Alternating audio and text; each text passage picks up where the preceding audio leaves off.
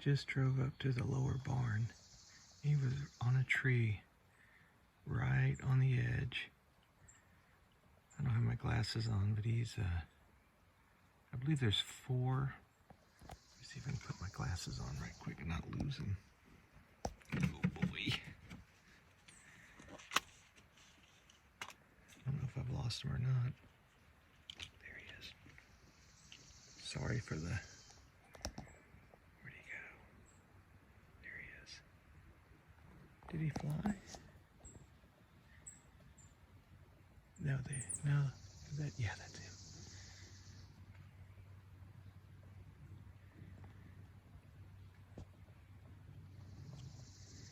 So there are, I think, 4 woodpecker species in this area. There's the big one. There he goes, somewhere.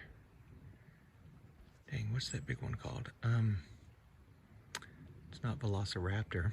It's a dinosaur. He's gone. There's the downy, which is the real little one. I think he's over there in the distance. The downy, there's the hairy, and then there's the red-headed woodpecker. And then there's a really large one. We are cleaning up this trash. We got recycle over here, and we got just stuff we got to get rid of here, but came out of the barn. That's part of the process. So it may look junky, but it's got a purpose and a plan and a timetable to get rid of it. So pileated woodpecker, huge, but that is not a pileated. That was either a hairy or a red-headed, and I didn't have my glasses on at the time. I think it was, I don't think it had a red head. So it was probably, oh, there's a bird just flew in front of me. It was probably the hairy woodpecker.